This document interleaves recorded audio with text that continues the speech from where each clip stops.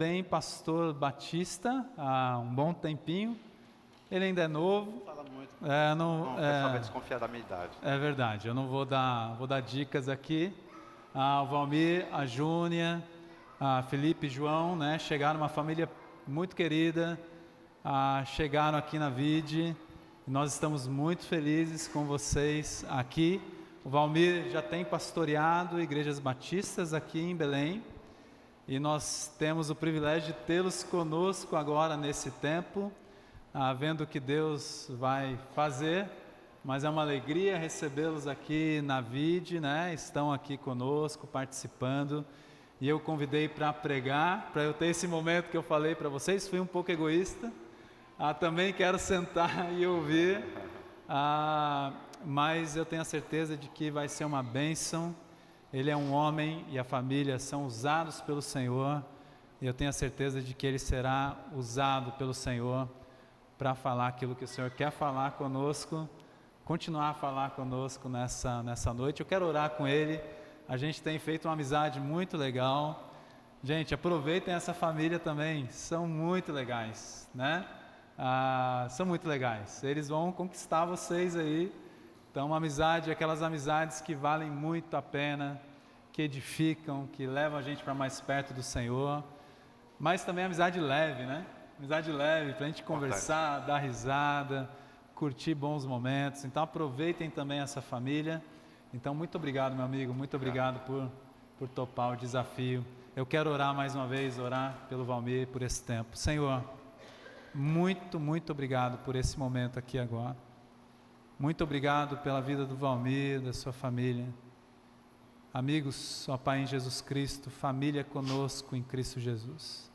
Abençoa, ó Pai, a vida dele nesse momento. Tudo aquilo que o Senhor tem falado no seu coração, ajude-o, ó Pai, a transmitir para nós nessa noite, através da ação do Teu Santo Espírito, com o poder que vem do Senhor, com o poder transformador, ó Pai, do Evangelho. Então usa esse tempo, no nome do Senhor Jesus nós pedimos, amém. Amém. Obrigado, Ronald. Boa noite, pessoal, boa noite, gente. É bom estar aqui, e é não apenas bom estar aqui, e hoje especialmente, é bom fazer o que eu faço, porque eu amo fazer o que eu faço. Tem duas coisas que eu amo fazer o que faço.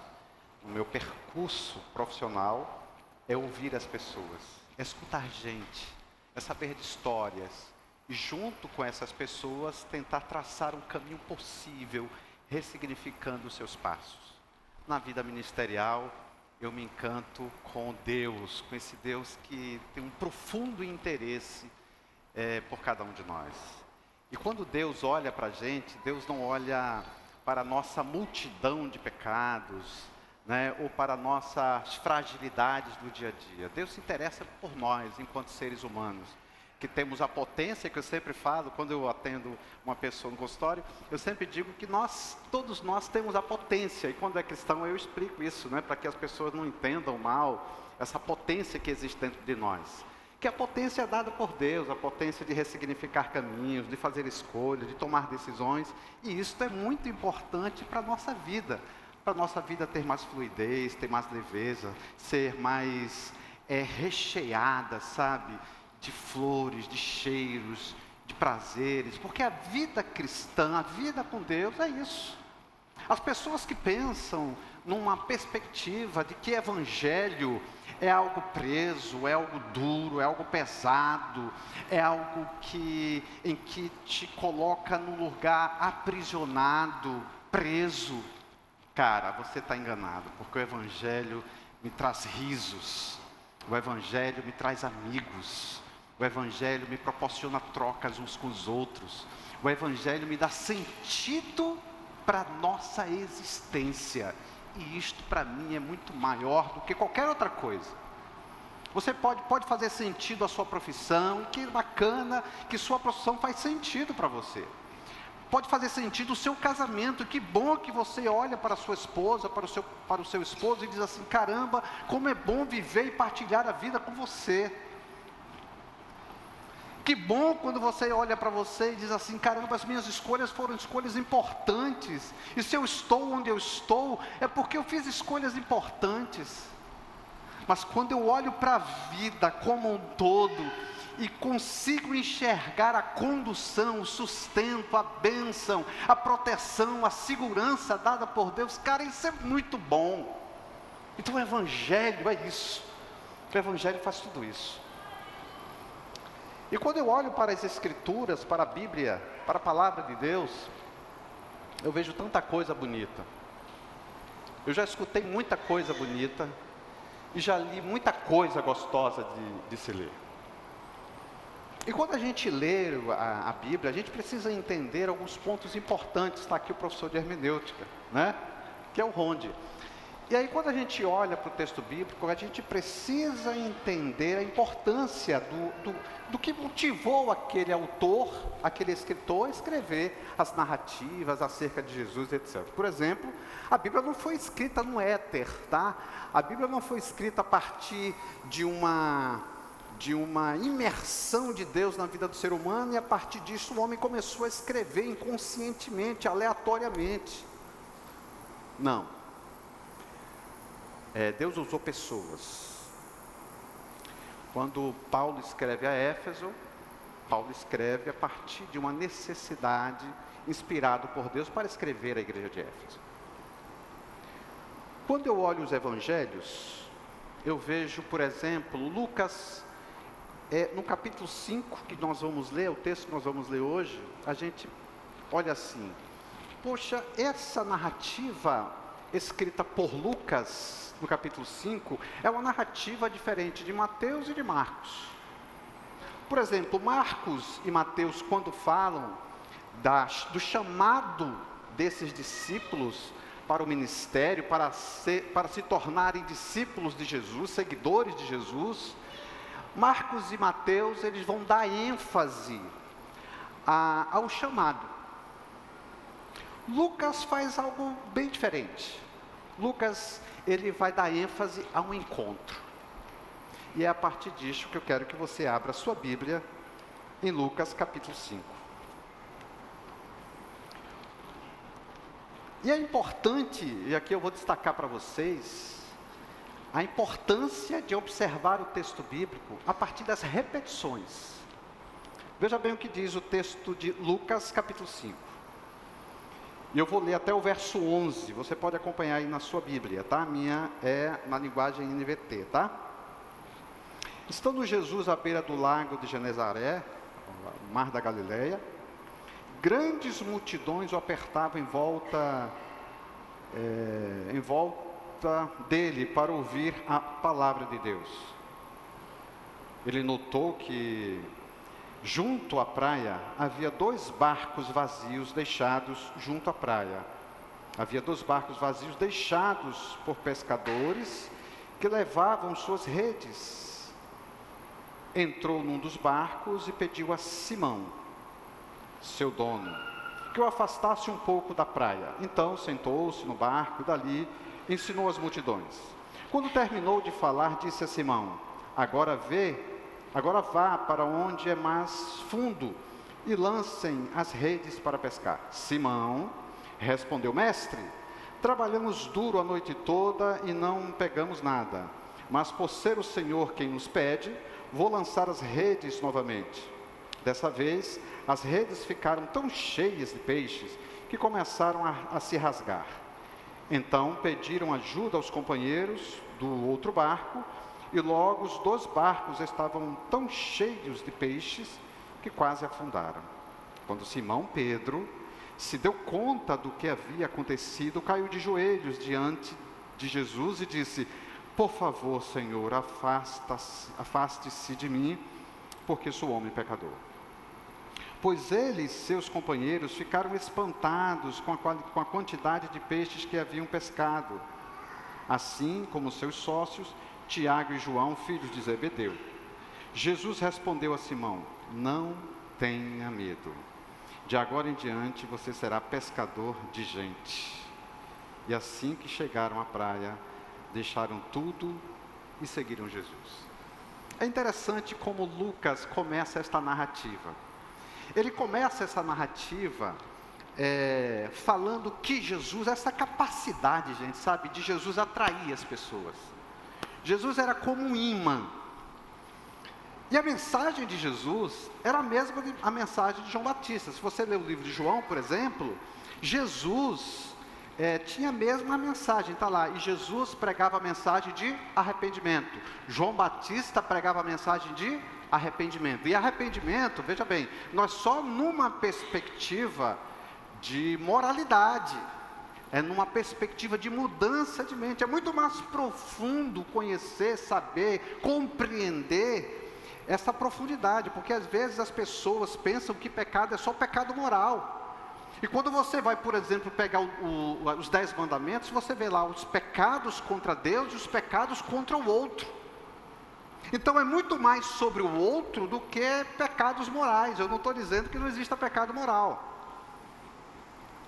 E aí Lucas vai apresentar esta capacidade de Jesus a atrair pessoas. Por isso que ele começa a narrativa aqui no capítulo 5 dizendo: e as multidões começaram a se aproximar de Jesus, porque as pessoas tinham interesse acerca do ensino de Jesus. Os religiosos, inclusive, vão criticar Jesus dizendo o seguinte: esse Jesus atrai as pessoas porque ele ensina aquilo que as pessoas querem ouvir. E não era verdade. E aí as pessoas começam a se aproximar de Jesus. E a palavra aqui, quando diz assim, grandes multidões se apertavam em volta de lá para ouvir a palavra de Deus. E a palavra ouvir aqui tem um significado muito importante, porque não é ouvir de qualquer jeito. É um interesse por aquilo que está sendo ensinado. É um interesse por aquilo que está sendo dito. É um interesse por aquilo que está sendo construído. E as pessoas começaram a ficar interessados a ouvir acerca deste ensinamento de Jesus. E aí Lucas começa a apresentar. Eu queria que você gravasse aí na sua Bíblia, ou grifasse, o interesse das pessoas em ouvir. A disposição para ouvir, e não é ouvir de qualquer jeito. E aí ele começa a repetir várias vezes a palavra Simão. Encontra aí na sua Bíblia. Veja bem, no versículo 3, pediu a Simão. No versículo 4, disse a Simão. No versículo 3, não estou enxergando muito bem aqui. No versículo 3, Simão respondeu. E no versículo 5, ele acrescenta, Simão Pedro. Pesquisando sobre a palavra Simão, porque naquela época as pessoas davam nomes com significados. O nome de Simão significa ouvinte. As pessoas tinham interesse em ouvir acerca de Jesus. E Lucas propositadamente diz o seguinte: Simão, Simão, Simão e Simão. Ouvinte, ouvinte, ouvinte, ouvinte. E aí este ouvinte, chamado Simão, depois que Jesus viu que estava sendo apertado ali pela multidão, Jesus disse: caramba, aqui não dá mais para falar, porque as pessoas não vão conseguir me ouvir direito. Então estou vendo ali 2 barcos e vou me aproximar daqueles 2 barcos. E aí viu que um deles era do Simão. Simão, rola aí um empréstimo aí 0,800 para que eu possa comunicar aquilo que eu quero comunicar para aquele povo. Aí Simão diz: fechado, pode usar.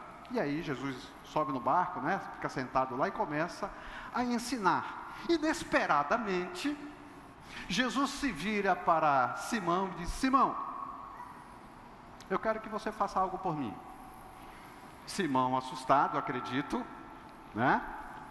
diz: o que é? Eu quero que você lance as redes ao mar.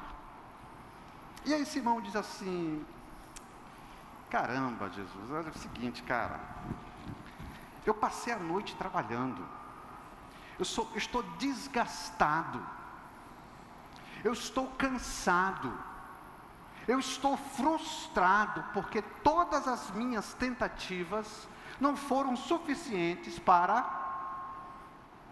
pescar e ter os peixes. E aí você me pede para que eu faça tudo de novo, inclusive as redes já estavam lavadas, preparadas para o dia seguinte. E aí, o que é que Simão faz? Pega as redes novamente, convida seus sócios e joga a rede ao mar. Mas olha só que interessante. Quando Simão diz para Jesus, sobre a tua palavra eu vou lançar as redes, ele diz assim, mestre. Ele não chama Jesus de Senhor. Ele não reconhece o messianismo de Jesus, não. Ele diz assim, mestre, eu vou lançar. O mestre naquela época era uma pessoa de respeito, de credibilidade. E Simão pensou, acredito eu, depois eu vou falar porquê. Ele disse assim, olha, eu vou lançar as redes ao mar por respeito, por consideração. Porque o mestre naquela época também era uma autoridade. Eu não vou lançar a rede ao mar, Jesus, em outras palavras, porque eu acredite que eu vou pescar peixe. Eu vou lançar as redes ao mar, Jesus, porque eu acredito que como você é mestre em Israel, tu vais trazer algum tipo de ensinamento prático aqui. Mas acreditar que eu vou pescar, para um pescador experiente como eu não acredito. Então eu vou fazer aquilo que eu não gostaria de fazer, em nome do respeito que eu tenho por você ser mestre em Israel. Eu fico pensando assim, quantas vezes nós fazemos as coisas que nós não acreditamos? Quantas vezes nós somos até bons ouvintes, mas não nos envolvemos com aquilo que está sendo dito e ensinado? Certa vez eu estava em Tucuruí, a família da minha esposa de lá, e o cunhado dela me convidou para pescar, cara. Agora imagina só, um nordestino pescando. Brincadeira, né? E aí eu fui e aceitei o desafio do meu cunhado Josenildo, o cunhado da Júnia, Josenildo. E aí ele disse, olha, Valmir, a gente vai pescar. Aí eu, bora lá. E aí ele chegou com a sogra, né, com a minha sogra, e disse assim, tranquilo, não precisa comprar carne, peixe, porque a gente vai trazer o peixe. Aí eu, sabe aquele eu vou, mas não acredito? Eu vou topar, mas isso não vai rolar? E aí eu fui. Cara, a gente saiu, acho que às 5 da manhã, animado, com roupa, toda aquela parafernália toda. E aí o pessoal olhava a gente assim, caramba, esses caras são pescadores. Ou não, né? E aí nós passamos. Quando deu assim 10, quase 11 horas, nós voltamos do rio. Sem nenhum peixe. E aí meu cunhado disse, e aí, cara, a gente não pescou nada, né? Aí eu disse, eu já sabia disso. Aí disse, eu tive uma ideia, bora passar na feira. E ele comprou aquele tucunarezão, cara, bonitão. E levamos para o tucunaré, né? Tá aí, pessoal, o peixe que nós pescamos. Aí a minha sogra olhou assim, nossa, vocês são pescadores mesmos, que legal. E aí quando ela pegou no peixe, o peixe estava o quê? Gelado. Aí ela disse assim, esse peixe está gelado. Foram vocês que pescaram mesmo? Aí eu falei assim para ela, não pescamos.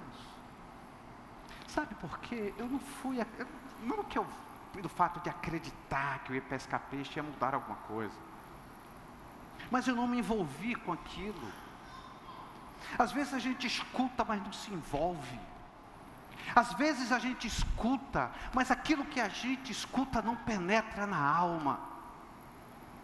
E às vezes nós fazemos por respeito às pessoas, por consideração às pessoas, ou até mesmo a gente vê um belo sermão e diz assim: caramba, esse cara fez uma construção interessante, esse cara fez uma narrativa e apresentou e fez uma aplicação do texto fantástica.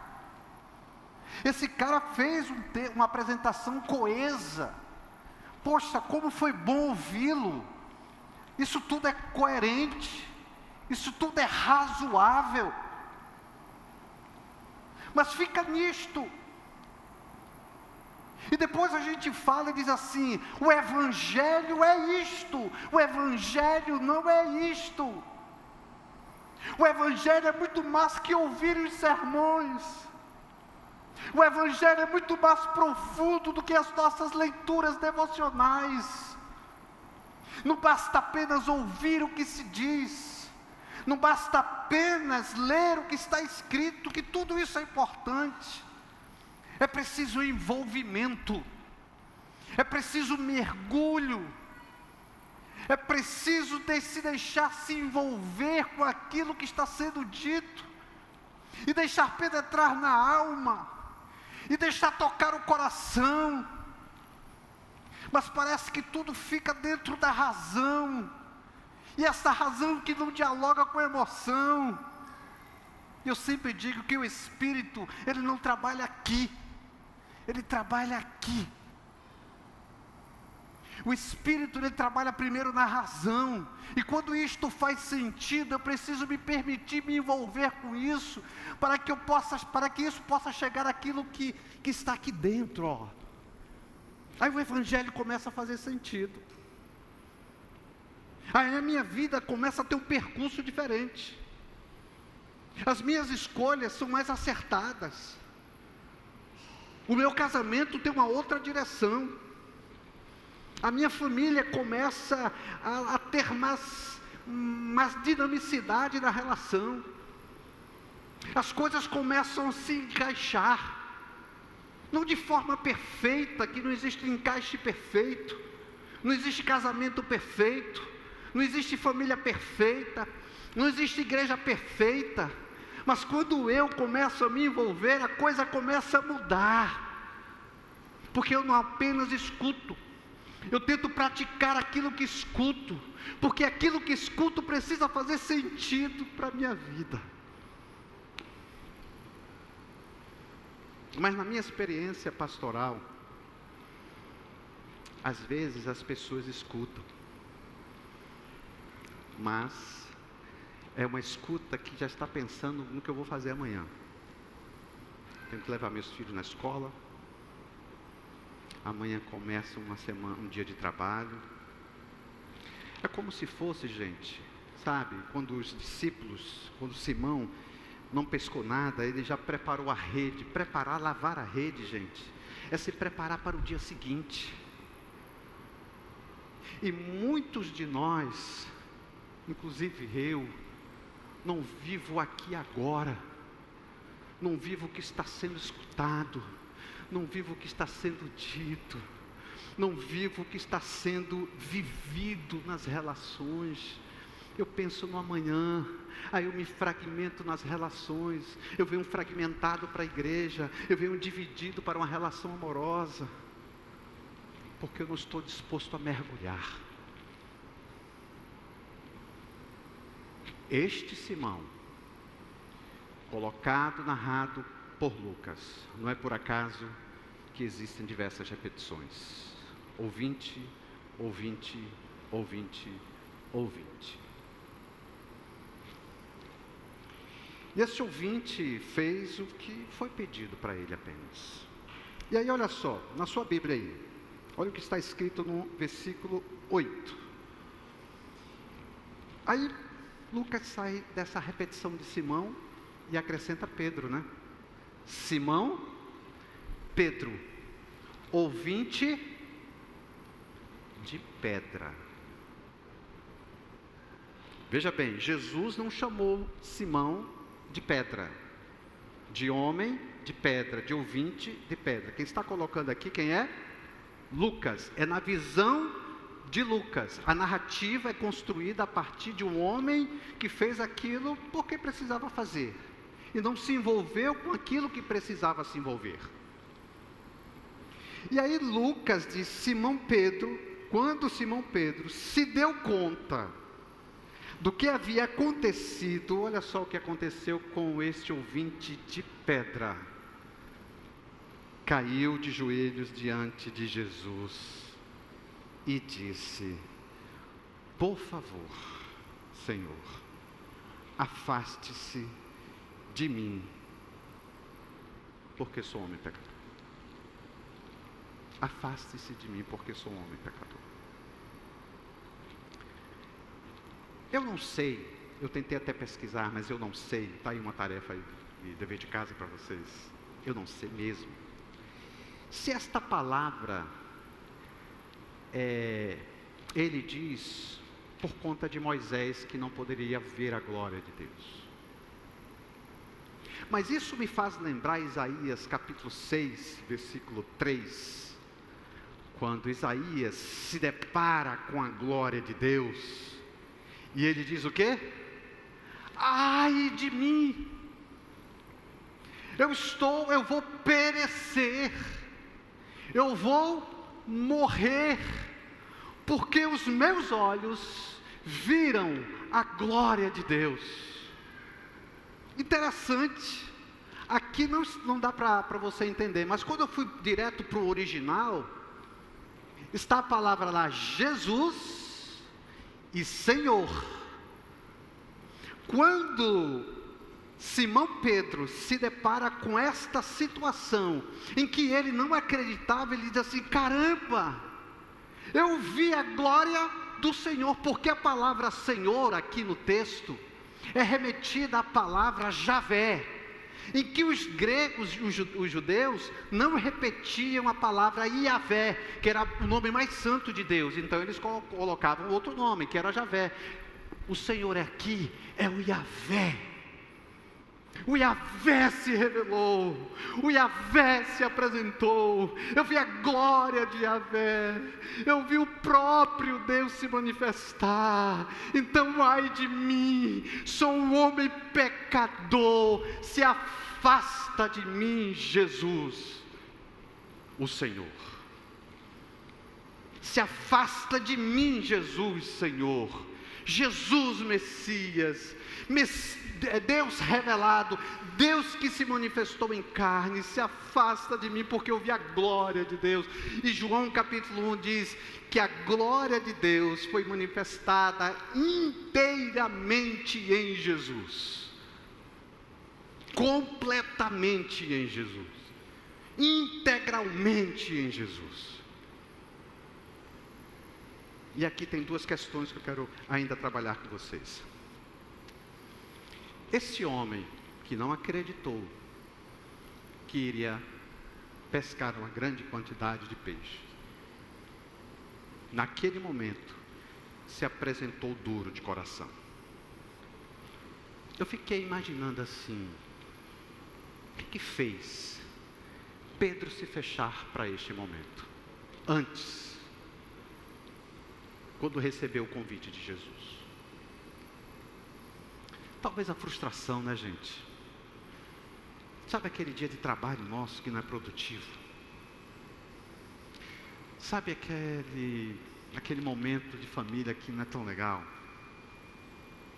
Sabe aquela DR com a esposa, com o esposo que às vezes é tão tenso?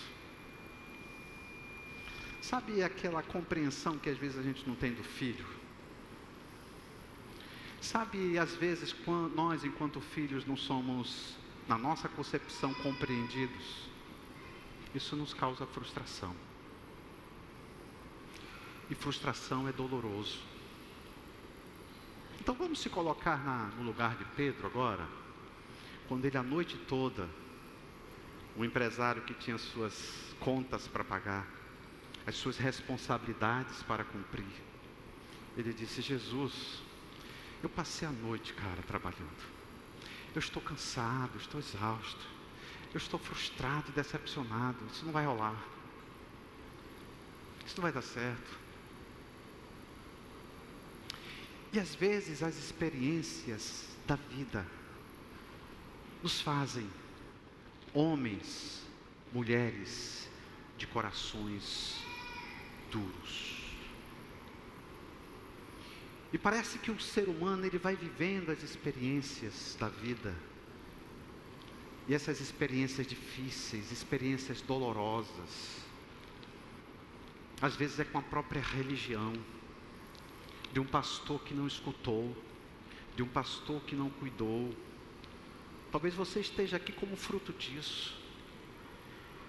Talvez tantos relacionamentos que você passou e diz assim: caramba, eu não acredito mais em ninguém. E essas frustrações te fazem com que você se feche para novas tentativas, se feche para novos momentos, se feche para novos encontros, se feche para vivenciar a troca da experiência, se feche para sentir e viver a gostosura de um abraço. As experiências da vida vão nos desumanizando muitas vezes, mas o fato de nós, a partir disso, nos desumanizarmos, nós perdemos. Nós perdemos a beleza do Evangelho, porque a beleza do Evangelho também se funda nas relações. E a gente vai se fechando, gente. Vai se privando. Como então penetrar esse coração? E as pessoas vão deixando de ser vulneráveis. Porque o ser humano precisa compreender a sua vulnerabilidade. Por exemplo, eu amo, mas eu não tenho a garantia da pessoa que eu amo continuar me amando o resto da vida. Sim ou não? Você tem alguma garantia? Você vai para o trabalho amanhã, mas de repente você pode ser demitido, na verdade? Isso é vulnerabilidade. O homem do coração duro, ele não consegue viver a vulnerabilidade da vida. Porque tudo é exposição. Quando Simão Pedro chega com Jesus e diz: mestre, eu sou um homem pecador, se afasta de mim, eu tenho um coração duro, eu não acreditei naquilo que tu me pediste, eu fiz por uma questão burocrática. Às vezes fazemos as coisas numa dimensão da burocracia mesmo. Vamos para a igreja, retornamos e vivemos a vida cotidiana. O que é que mudou? O que muda? Certa vez Jesus saía de Betânia, e aí com seus discípulos viu uma árvore frondosa, e ele disse assim: caramba, aí deve ter fruto. E Jesus estava na broca. Os judeus naquela época faziam só apenas 2 refeições no dia. E aí ele se aproximou dessa figueira. Quando ele se aproximou da figueira, ele viu que a figueira, o quê? Não tinha frutos. Sabe o que isso significa? Que a religião daquela época não era mais capaz de dar frutos. É este o sentido da narrativa. Quando você olha para você, quais são os frutos? Que frutos? Porque estamos aqui? Porque todos os domingos estamos aqui? Por quê? Saia pelo menos com essa reflexão daqui. E aí, Simão Pedro, depois que reconhece que pisou na bola, ele fala 2 termos, como eu falei para vocês: Jesus e Senhor. Quando a Bíblia fala Jesus, isso é a narrativa de Lucas, tá? Lucas disse Simão Pedro a Jesus. Jesus é aquele ser humano. O Senhor é o Cristo da fé. Jesus é aquele ser humano de verdade. O Senhor é o Cristo Messias de Deus. Aí eu fico pensando assim, será que quando Pedro olha para Jesus, ele diz assim: eu não dou conta de viver ou de ser este ser humano como tu és. E eu não dou conta de que você seja o meu Senhor. Então, portanto, se afasta de mim. E no original diz o seguinte: se afaste de mim por um longo período de tempo. Quero você bem distante de mim. Gente, eu me converti numa igreja bem rígida. Eu tinha 15 anos. Isso tem 10 anos.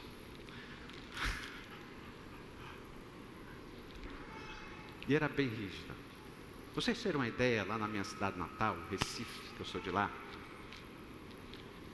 eu tinha 15 anos de idade, eu não poderia sair de short. Tinha que sair de calça comprida, porque de short era pecado.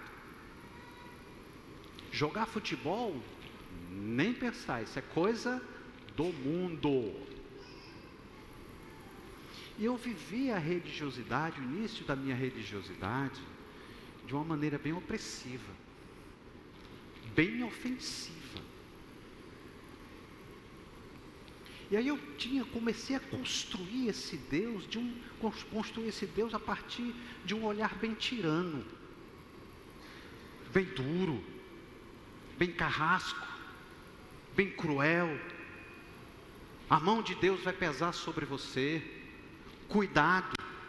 Eu vivia em constante ameaça, em constante vivência de culpa. Se eu pecasse, meu Deus, eu não sou mais digno da tua presença, eu não sou mais digno de ti. E a religião vai incutindo isso na nossa cabeça, e desconfigurando o Jesus do Evangelho, e desconfigurando esse Deus que tem o maior interesse pela nossa humanidade. É o Jesus humano, que conhece e sabe das nossas fragilidades enquanto seres humanos. Ele jamais vai te dar um chute, Ele jamais vai pesar a mão sobre você, porque a mão de Deus já pesou sobre Jesus. Não existe mais nenhuma possibilidade de Jesus pesar a mão sobre nós. Quem pesa a mão sobre nós é o ser humano desumanizado, não Jesus.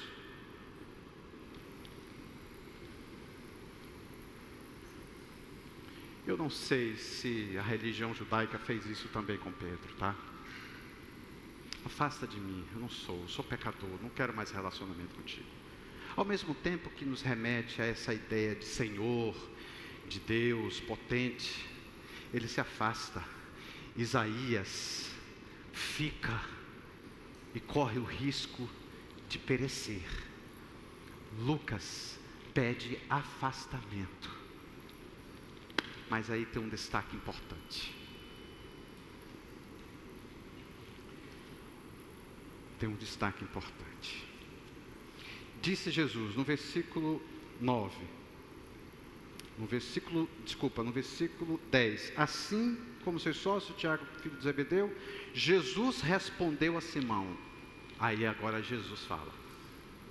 Jesus respondeu ao ouvinte. Não ouvinte de pedra, porque ele já tinha sido o quê? Fragilizado. Já tinha sido desconstruído.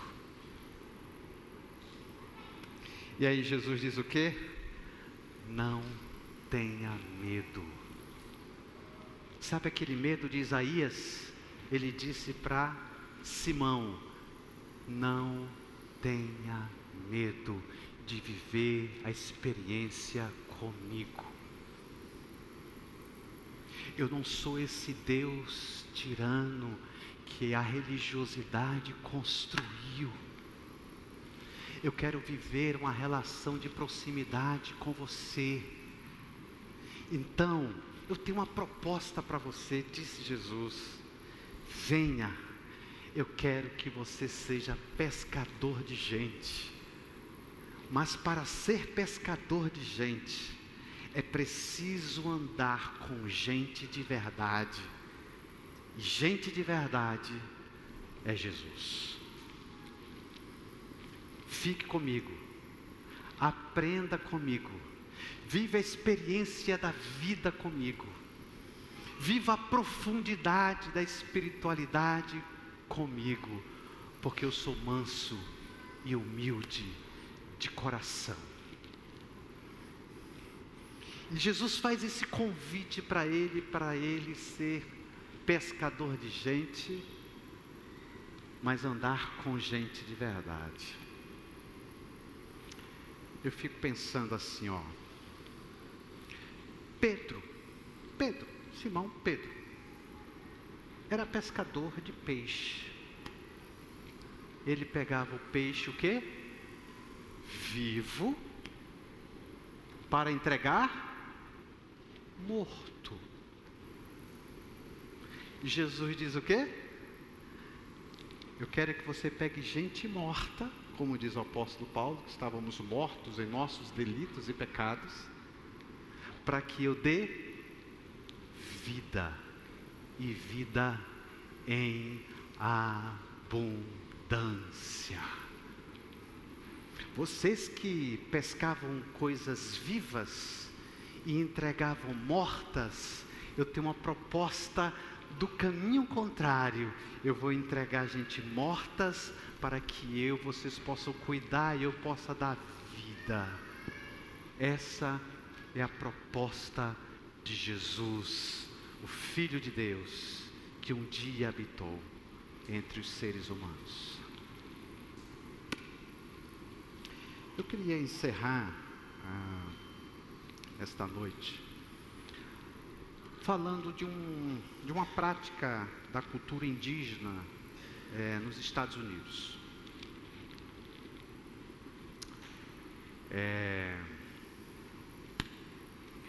Eles acreditavam que o coração possuía um triângulo. Todas as vezes que eles erravam, praticavam algum erro, esse triângulo girava. Quando o triângulo girava no coração, o que acontecia com a ponta? Machucava o coração. E eles ficavam muito mal com isso. Só que eles também acreditavam que à medida que esse triângulo girava, as pontas dos triângulos iriam o quê? Se desgastando.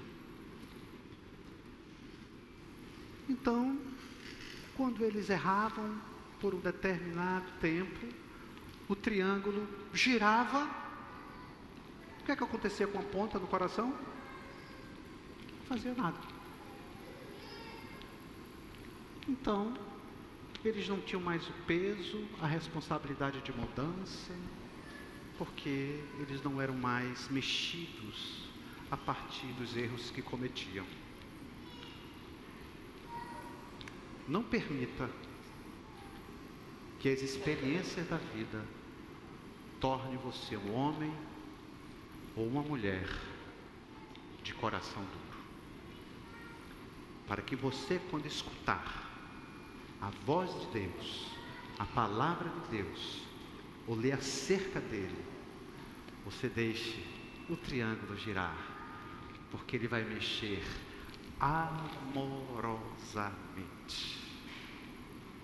Eu queria orar com vocês nesta noite. Eu não sei o que você vai levar daqui esta noite, mas eu queria que você levasse o Jesus que está disposto a cada dia a fragilizar o meu coração e o seu coração. Deus Pai maravilhoso, Senhor, Obrigado por tudo que foi dito, cantado, sentido, pelas trocas, pela experiência de estarmos aqui, podermos desfrutar da espiritualidade comunitariamente.